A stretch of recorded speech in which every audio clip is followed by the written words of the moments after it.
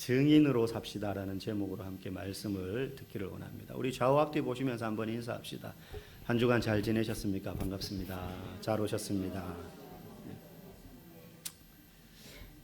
제가 증인으로 삽시다. 여러분 귀에 어떻게 들립니까? 정인으로 들립니까?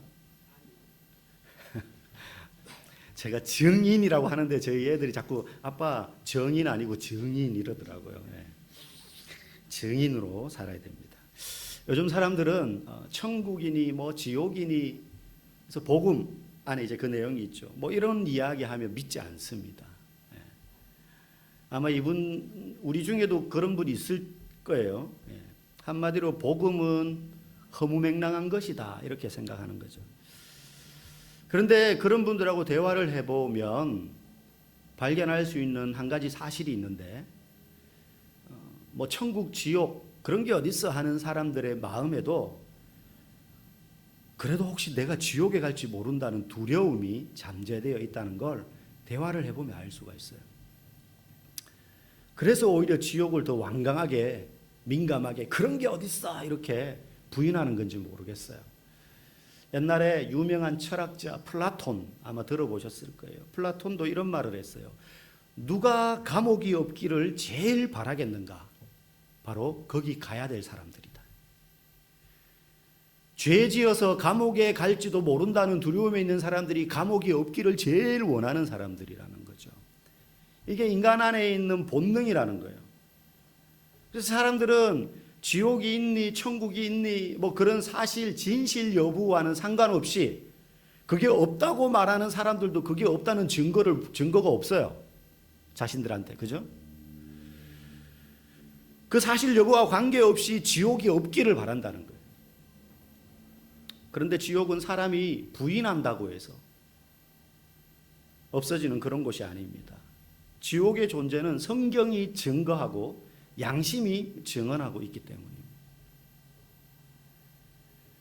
한 목사님이 어느 아주머니께 전도를 했습니다. 복음을 전했어요. 교회를 한 번도 안 나가보신 분입니다. 그렇게 이야기하는 끝에 이제 아주머니 우리는 누구라도 반드시 천국과 지옥 중 어느 한 곳으로 결국에는 가야 됩니다. 아주머니가 아이고 나 그런 거 안 믿으니까 아저씨나 잘 믿고 천당 가세요. 죽으면 끝이지 천국과 지옥이 있긴 뭐가 있어. 그거 다 목사들이 밥벌이 해먹고 살라고 하는 헛소리야. 그렇게 말하자 목사님이 그럼 아주머니 지옥 가시게요? 그 순간 아주머니가 화를 버럭 내는 거예요. 화를 버럭 내는. 조금 전까지만 해도 천국과 지옥은 없다라고 천국이 있으면 아저씨나 실컷 가라던 아주머니가 아줌마 그러면 혹시 지옥 가실 거예요? 그러니까 화를 내는 거예요. 왜 그렇습니까? 그 지옥이 없으면 화낼 일도 아니잖아요. 천국과 지옥을 부인하는 그 순간에도 혹시라도 지옥이 있으면 어떡하나 하는 불안함이 있는 거예요. 특히 자기가 뭔가 죄를 지었다고 생각하면. 여러분 우리가 지옥까지 생각 안 하더라도 운전하다가 나도 모르게 아차하고 신호를 위반했어요. 그러면 무슨 생각이 듭니까? 혹시 저 앞에 경찰이 숨어 있으면 어떡하지? 그런 생각이 들지 않습니까? 혹시 찍혔으면 어떡하지? 두려움이 있는 거예요, 우리한테는. 죄에 대한 두려움. 네. 깜짝이야. 저는 누가 저한테 말하는 줄 알았습니다. 네. 매너 모드로 꼭 해주시기 바랍니다. 사람들 안에는 죄에 대한 두려움이 있는 거예요. 누가 이 죄에 대해서 심판하면 어떡하지? 그게 세상의 심판이든 영원한 하나님의 심판이든. 특히나 근본적으로요. 자신이 모르는 미래에 대한 두려움이 있어요. 여러분 그렇지 않습니까? 내일에 대한 두려움이 있지 않나요? 걱정과 염려가 있잖아요. 내 자녀의 10년 뒤가 여러분 두렵잖아요. 내가 모르는 미래에 대한 두려움이 있다는 거예요. 우리는 지금 요한계시록을 이제 지난 3주간은 말씀 사경회 때문에 계시록을 보지 않았지만 이제 다시 요한계시록 지난번까지 이제 10장까지 봤죠. 오늘 이제 11장을 보는 겁니다. 그럼 이제 거의 양으로 따지면 중간쯤 온 거예요. 이제 요한계시록. 이제 인의 재앙이 끝났습니다. 두루마리에 있는 그 인들을 뗄 때마다 재앙이 막 쏟아졌잖아요. 말들 막 나타나고 했던 거 오래 지났지만 기억나시죠? 뭐 청황색 말, 또 흰 말, 막 검은 말 막 나타났죠. 그 7인의 재앙이 끝나고 지금 두 번째 재앙인 7나팔의 재앙이 진행되고 있는 중이에요. 그 7나팔의 재앙 가운데 오늘 본문은 6번째 나팔과 7번째 나팔 사이에 들어있는 6번째 나팔 재앙까지는 우리가 지난번에 봤어요. 10장과 이 11장과 그 뒤에 나오는 12장까지는 그 다음 나올 이 7번째 나팔 이전에 막간에 껴있는 장면이에요. 그러니까 계속되는 재앙의 내용과는 좀 달라요. 그런 재앙이 일어날 때 그 사이에 벌어지는 좀 더 구체적인 어떤 하나의 장면을 보여주는 겁니다. 오늘 본문에 보면 두 증인이 나옵니다. 증인.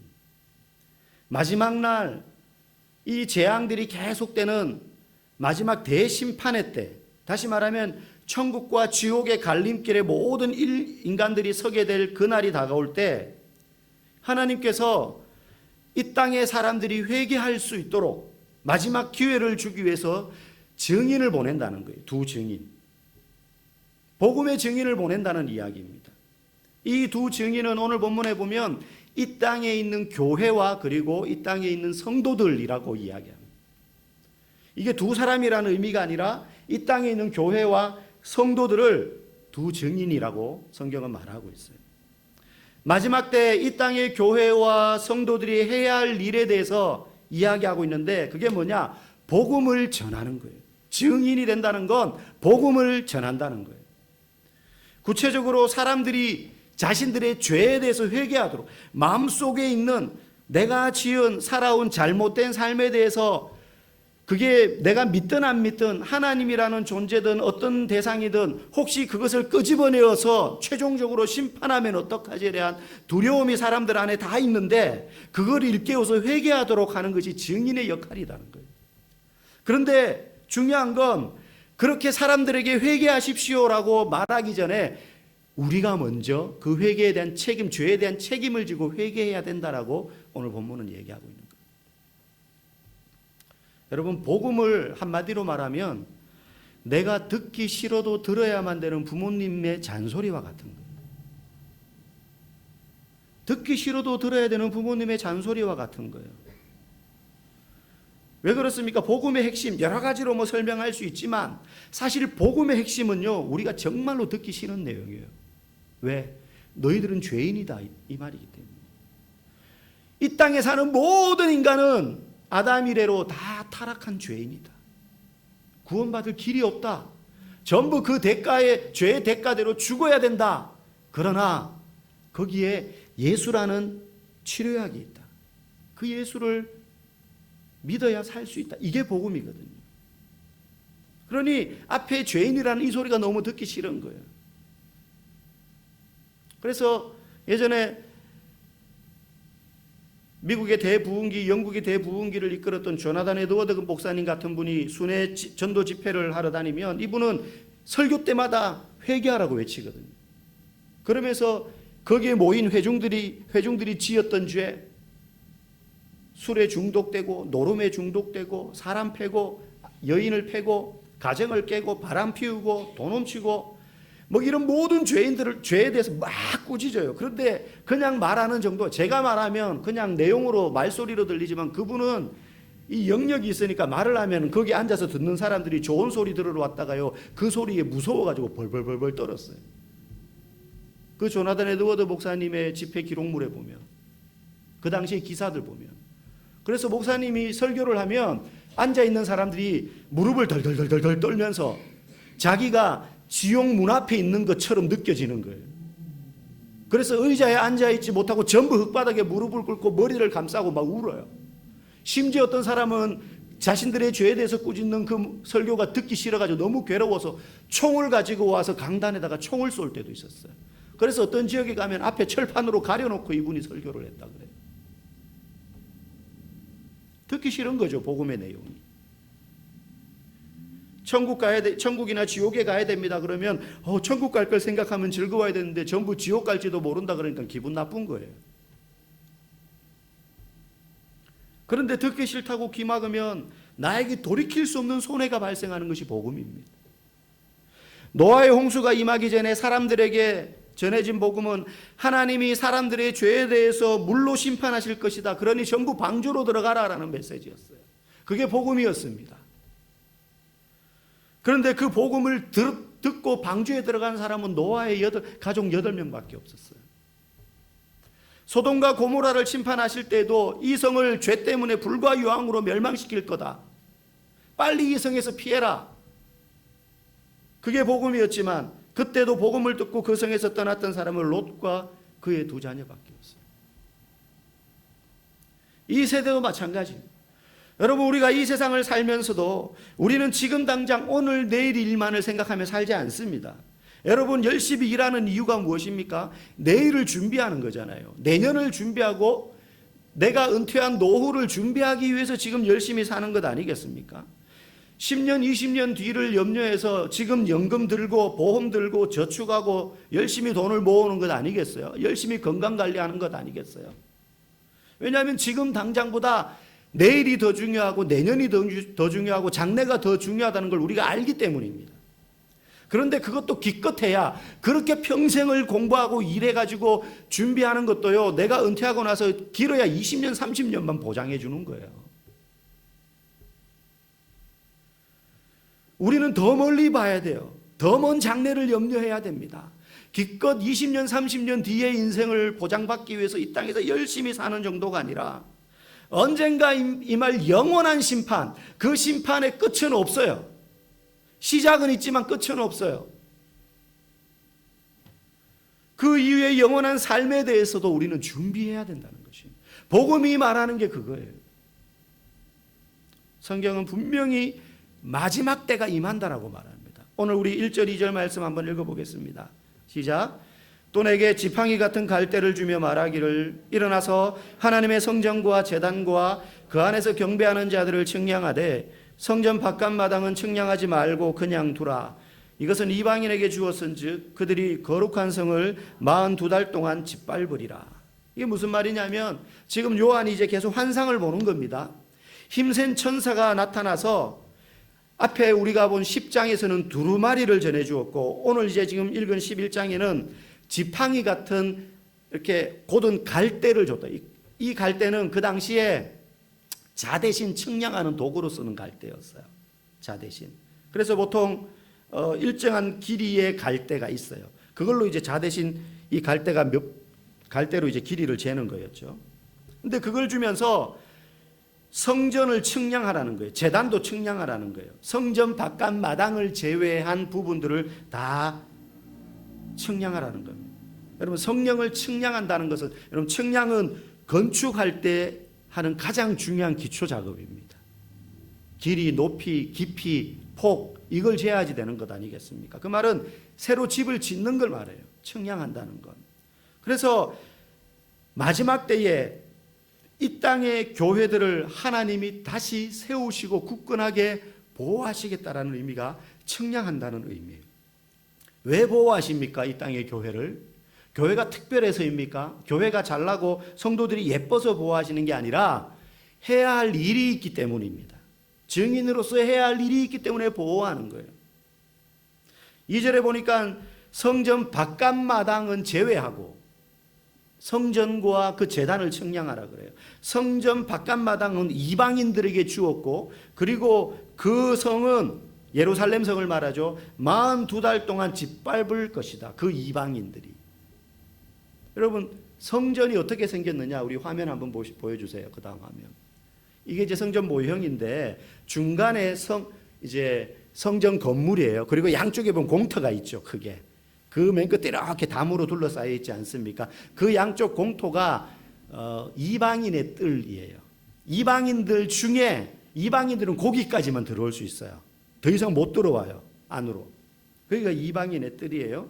그리고 그 다음 사진요. 이제 조금 더 확대하면 그 안에 중간에 우뚝 세워진 건물이 있는데 그게 성전이에요. 성소예요. 그 안에 문 열고 들어가면 지성소가 있어요. 법궤가 있고 대제사장만 1년에 한 번 그 안에 들어갈 수 있어요. 근데 그 성소 안에 보면 여인의 뜰이 있고 더 앞에 유대인의 뜰이 있어요. 유대인 여인들은 여인의 뜰에만 모일 수 있어요. 그리고 유대인 남자들은 더 앞에까지 갈 수 있는데 유대인의 뜰이든 여인의 뜰이든 이방인의 뜰이든 다 오늘 본문에 이야기하는 성전 바깥 마당에 해당돼요.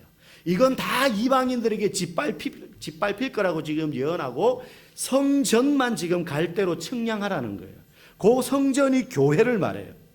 교회를 말합니다. 심판의 때가 되면 교회가 세상 가운데 있지만 숱한 핍박과 환난을 당하게 될 텐데 하나님이 맡기신 일이 있기 때문에 보호하실 것이다. 그리고 그 환난의 기간이 42달이다. 1260일이다. 이렇게 이야기하고 있습니다. 누가복음 21장 24절에 보면요. 우리 그 다음 말씀 보여주세요. 같이 읽어보겠습니다. 그들이 칼날에 죽임을 당하며 모든 이방에 사로잡혀 가겠고 예루살렘은 이방인의 때가 차기까지 이방인들에게 밟히리라. 예수님도 똑같이 예언하셨어요. 마지막 때가 되면 이방인의 때가 차기까지 핍박받고 환난당하는 때가 있다는 거예요. 이 땅의 교회와 성도들이. 그때까지 이방인들에게 밟힐 거라는 거예요. 하박국 2장 3절 말씀 읽어봅시다. 이 묵시는 정한 때가 있나니 그 종말이 속히 이르겠고 결코 거짓되지 아니하리라. 비록 더딜지라도 기다리라. 지체되지 않고 반드시 응하리라. 네.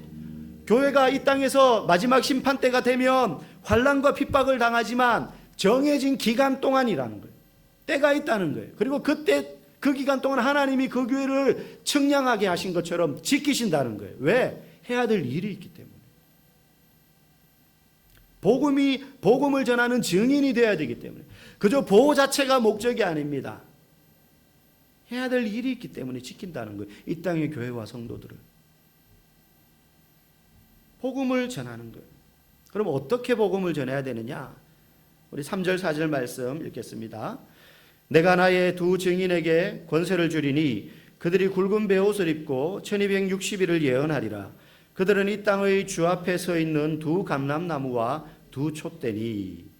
환란의 기간 동안 1260일이라는 이게 진짜 지금의 1260일 42달 시간적인 지금의 시간 개념이 아니에요. 진짜 1260일인지 그보다 더 길지 더 짧을지는 몰라요.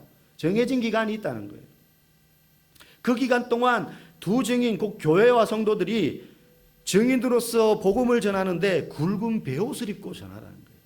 예언이라고 표현하는데 굵은 베옷을 입고. 이스라엘 사람들이 굵은 베옷을 언제 입느냐 하면 통곡하며 하나님 앞에 자기의 죄를 회개할 때 굵은 베옷을 입고 회개했어요. 이 땅의 교회와 성도들이 마지막 때가 되면 증인으로서 세상 사람들에게 그들의 죄에 대하여서 통곡하며 회개의 메시지를 전하는데 우리가 먼저 울어야 된다는 거예요. 우리가 먼저 회개해야 된다는 거예요.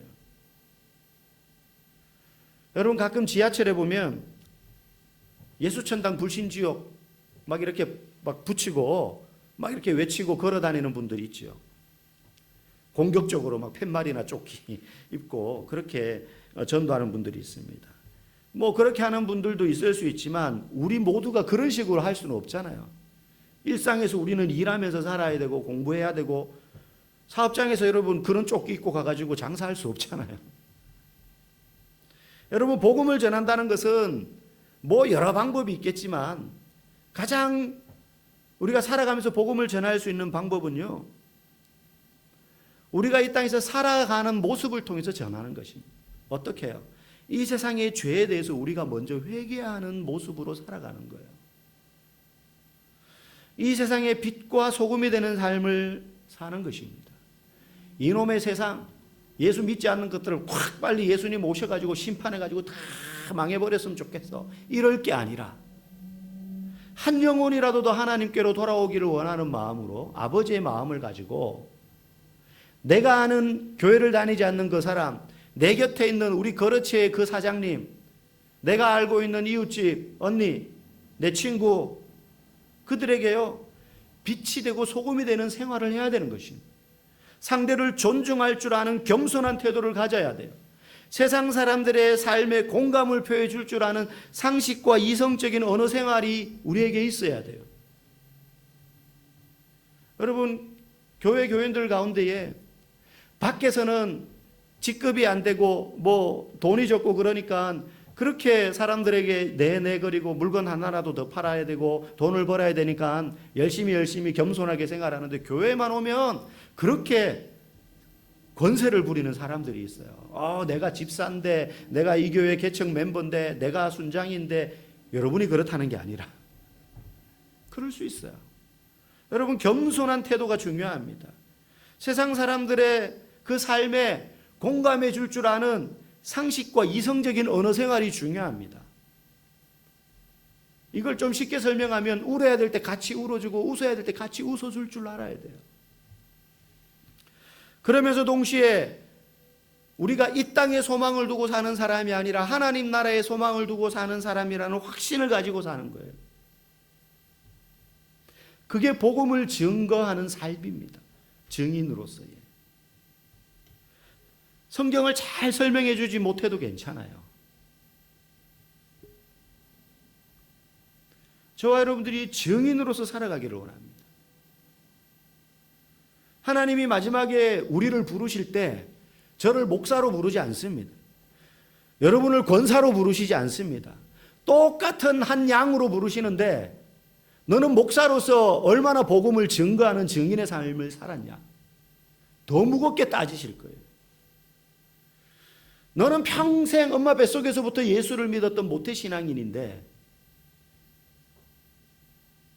몇 명에게 복음을 전했냐? 너로 인하여서 예수를 믿은 사람이 몇 명이나 되냐? 그거 따지시지, 밖에서 너가 얼마나 유명한 사람이었냐, 얼마나 돈을 많이 모았냐, 얼마나 높은 직급이 올라갔냐, 어떤 동네에서 살았냐. 하나님은 우리에게 그런 관심은 하나도 없어요. 그 이후에 6절, 7절, 8절, 9절, 10절에 보면 성도가 증인의 삶을, 이 땅의 교회와 성도들이 증인으로서 살아갈 때 그것을 공격하고 핍박하는, 무적에게서 올라온 짐승이라고 표현되는 이 세상의 세력들, 사단의 세력들이 공격하고 핍박할 거예요. 왜? 복음을 증언하니까 그걸 못하게 막는 거죠.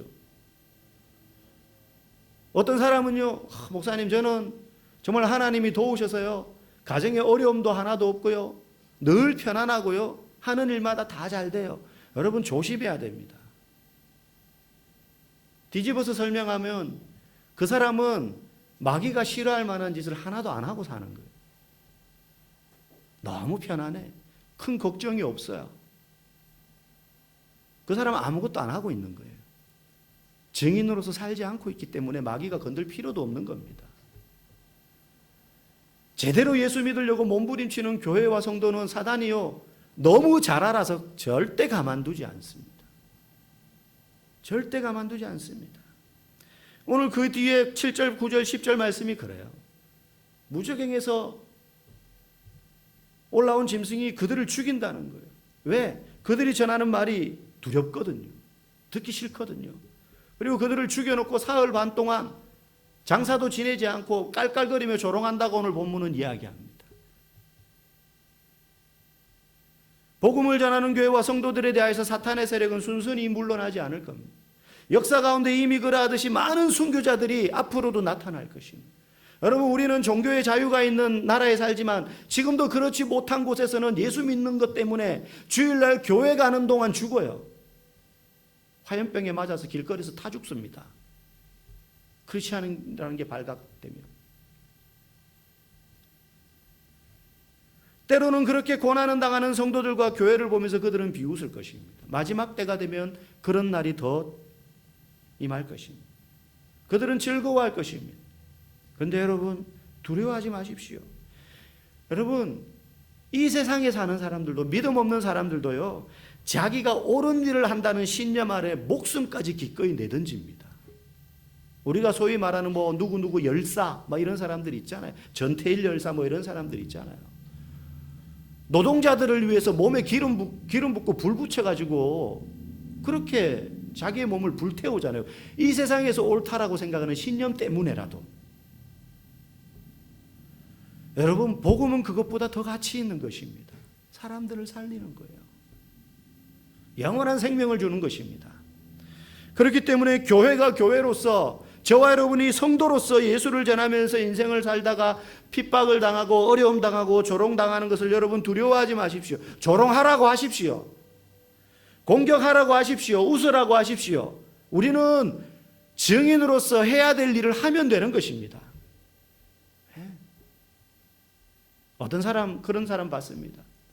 목사님, 그래도 우리가 세상에서 좀 살 만큼 살고 그래도 좀 가난하지 않아야지 복음을 전할 때도 힘이 되죠. 예수 믿는 사람이 찢어지게 가난해가지고 복음 전하면 그거 뭐 세상 사람들이 듣겠습니까? 뭐 한편 일리는 있어요. 그런데 때를 얻든지 못 얻든지 복음 전해야 되잖아요. 그럼 그 사람은 주님 저에게 돈을 주셔서 제가 부자가 되면 그리고 복음 전하겠습니다. 그럴 겁니까?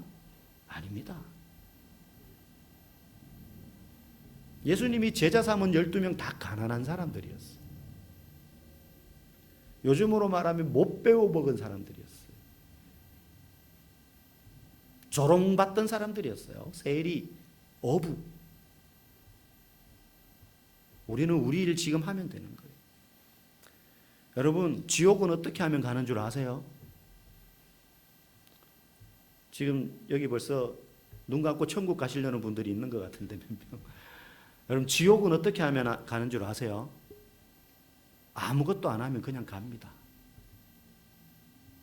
성경은 분명히 말해요. 모든 인간은 원래 죄인이기 때문에 아무것도 안 하고 그냥 살면 저절로 다 지옥 가게 되어 있어요. 뭐 지옥 가기 위해서 죄 특별히 더 지을 필요도 없어요. 그렇기 때문에 뒤집어서 지옥에 가지 않으려면 가만히 있으면 안 돼요. 뭔가를 해야 돼요. 성경은 그 뭔가를 예수 믿는 거라고 말하는 거예요. 예수 믿는 길만이 지옥으로 달려가는 이 관성의 삶. 누가 밀지 않아도 그냥 저절로 가요. 에스컬레이터 탄 것처럼 우리는. 그걸 막고 돌이켜서 천국으로 가는 유일한 방법이 예수 믿는 것입니다. 여러분 예수 믿으십시오.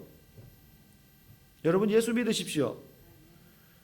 정신 똑바로 차리고 바로 믿으십시오. 몸만 왔다 갔다 하는 사람 절대 되지 마십시오. 여러분이 이 세상을 일주일 동안 제가 뭐 따라다니면서 여러분이 어떻게 일하고 어떻게 사는지 다 모르지만 그래도 한 가지 확신하는 거 아마 여러분 열심히 살 겁니다. 몸이 부서져라 일하고 있을 거예요. 압니다. 그런데 거기에 쏟아붓는 정성들보다 더 열심히 예수 바로 믿는 데 쏟아부어야 됩니다. 여러분 그렇지 않으면 우리는 그냥 갑니다. 이렇게 가만히 있으면. 영어 공부하고 돈 벌기 위해서 애쓰는 열정의 100분의 1만이라도 예수 믿는 데 쏟아부어야 됩니다. 돈 버는데 쏟아붓는 것 그 열정의 10분의 1이라도 쏟아부어야 됩니다. 예수 믿는데. 여러분 예배 열심히 드려야 됩니다. 목사가 앞에서 찢어져라 설교하는 이 설교 잘 들으셔야 됩니다. 네. 개떡같이 말해도 여러분 찰떡같이 들으셔야 돼요. 네, 유독 아멘이 크시네요. 제자반 열심히 참석해야 됩니다. 목사가 이거 하세요 저거 하세요 하면 여러분 괴롭히려고 하는 거 아니잖아요. 여러분이 그거 한다 그러면요 뭐 제가 월급이 올라갑니까? 부자가 됩니까? 제가 이름이 납니까? 뭐가 됩니까? 저는 더 귀찮아요. 어떤 면에서는. 그런데 여러분 제자반 열심히 참석하고요 성경 열심히 읽으십시오. 아마 지금 성경 일독 벌써 다 하신 분 계실 거예요. 근데 아마 정해진 일정대로 지금 우리가 가기 때문에 저도 지금 한 일주일 정도 빠른데 지금 이제 요 기간 끝나고 나면 다시 또 창세기부터 돌아갈 거예요. 우리 삼독이 목표 아닙니까? 그죠? 그럼에도 불구하고 아직 성경 한 장도 안 읽으신 분들 분명히 계실 거라고 저는 굳게 믿습니다. 이 중에. 네. 여러분 읽고 싶어도 못 읽는 때가 오고요. 지금도 저 북녘 땅에서는 성경을 읽고 싶은데 못 읽어요. 근데 그들이 남한에 있는 그리스도인들을 위해서 기도합니다. 남한에 있는 성도들이 정말 제대로 예수 잘 믿어서 우리에게 복음을 전해줄 수 있는 날이 속히 오도록.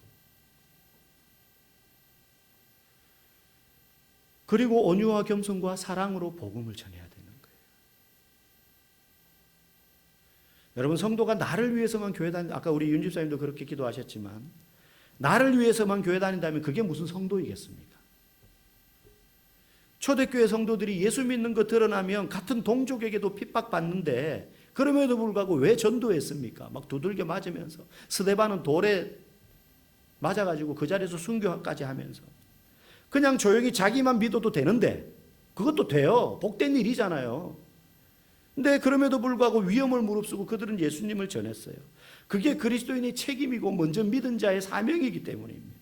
여러분, 마지막 시대를 준비하며 살아가는 저와 여러분에게도 오늘 본문에 나오는 두 증인과 같은 사명을 우리에게 주셨습니다. 여러분, 혼자 믿지 맙시다. 혼자 교회 나오는 걸로 여러분의 신앙을 끝내지 마시기를 간절히 소망합니다. 여러분, 예수님께서 이 땅에 오셔서 하나님 나라가 곧 임하실 것이라면서 사람들에게 회개의 복음을 전할 때 많은 사람이 예수님을 따라다녔어요. 그런데 그 많이 따라다니고 예수님을 예루살렘 성에 들어올 때 자기 겉옷을 벗어서 길가에 깔면서 종려나무 가지를 흔들면서 호산나 호산나 다윗의 자손이여 우리를 구원하소서, 그렇게 외쳤던 수많은 사람들이 예수님이 채찍에 맞고 십자가에 달리기 위하여 골고다 언덕으로 올라갈 때 다 예수님을 떠났습니다. 오병이어의 기적을 함께 경험하면서 그 자리에서 사라지지 않는 떡과 물고기를 같이 먹었던 그 사람들 다 어디 갔습니까? 주님을 위하여 제가 목숨, 다른 사람은 다 예수님을 버릴지라도 저만은 예수님을 버리지 않겠습니다라고 작심했던, 장담했던 그 베드로, 예수님을 3번이나 부인하며 도망가지 않았습니까? 그런데도 예수님은 홀로 남아서 끝까지 복음을 전했고 십자가에 달리셨습니다. 왜요? 그게 예수님이 하실 일이었기 때문에, 해야 할 일 하신 거예요. 얼마든지 그 자리를 피할 능력도 있으셨고, 그렇지만 예수님은 그 일 하신 거예요. 조롱하든지 때리든지 핍박하든지. 여러분, 우리 교회도 이리저리 흔들릴 수 있습니다. 여러분의 믿음도 흔들릴 수 있습니다. 하지만 우리는 할 일 해야 됩니다. 예배드리고 성경 배우고 복음 전하는 거예요. 복잡하지 않습니다. 그러면 오늘 뒤에 마지막 11절에서 13절 말씀처럼 우리를 그분이 다시 살리시고 하나님 나라에 다시 올라갈 때가 있을 것입니다. 여러분, 이 장래에 이 미래 일에 대한 믿음과 소망 없이 사는 사람이 어떻게 성도며 교회이겠습니까? 결론입니다. 사랑하는 성도 여러분, 교회에도요, 두 부류의 사람이 있습니다. 교회 나오는데 두 부류가 있어요. 똑같지 않습니다, 절대. 하나는 구경꾼이고 하나는 증인입니다. 다르게 말하면 하나는 군중이고 하나는 제자입니다. 너무나 슬프게도 구경꾼은 그냥 구경하는 사람이에요. 예배도 드리고 헌금도 하고 앉아는 있는데 구경꾼은 자기가 필요한 거 받으면 돌아가는 사람이에요. 교회 다니면서 마음의 안정을 취하고 기도하면서 때때로 응답받아서 좋아하고 적당히 거리 두면서 내가 원하는 것을 얻고자 한다면 계속 교회에 나온다 할지라도 그 사람은 구경꾼입니다. 네? 오병이어 체험하고도 해가지고 다 돌아갔어요, 자기 집으로. 먹으면 땡이에요. 거리를 항상 두는 거죠. 예수님, 내가 예수님은 좋은데 이 이상 나를 예수님 가까이로 끌어들이지 마세요. 저도 제 삶이 있습니다. 저 아직 그 수준 아니에요. 들어오셔야 돼요. 어느 순간은 그 선을 넘어야 됩니다. 하지만 이 중에는 또 다른 부류의 사람들이 있습니다. 진심으로 예수님을 따르는 증인입니다. 제자입니다. 증인은 내가 원하는 필요를 얻는 사람이 아니라 예수님께 나를 드리는 사람입니다. 성경에서 증인이라는 말이 말티스라는 뜻인데요, 이 말은 순교자라는 말과 똑같이 쓰여집니다. 증인은 예수님을 위해서 자신의 목숨까지도 드리는 사람입니다. 내가 원하는 걸 얻으려는 사람이 아닙니다. 여러분, 제가 목사가 돼가지고 이때까지 살면서 예수님께 무슨 부귀영화를 받았겠습니까? 뭐 그런 걸 받으려고 목사가 됐겠어요? 제가 목사 된다고 했을 때 제일 먼저 반대한 사람이 저희 부모님이에요. 저희 부모님이에요. 예수를 안 믿는 게 아닌데. 여러분, 증인은 단순히 보고 들은 것만을 말하는 정도가 아니라 자신이 보고 들은 바대로 살되 죽음을 감수하고도 그렇게 사는 사람입니다. 우리가 적어도 세상에 신념을 가진 사람보다는 더 그래야 되지 않겠습니까? 여러분 모두가 구경꾼이 아니라 증인이 되기를 원합니다. 예수 믿는 사람은 뭐 아니면 또예요. 뭐 아니면 또입니다. 우리 교회가, 저와 여러분들이 이 세대에 하나님이 찾으시는 그 두 증인이 되기를 간절히 소망합니다.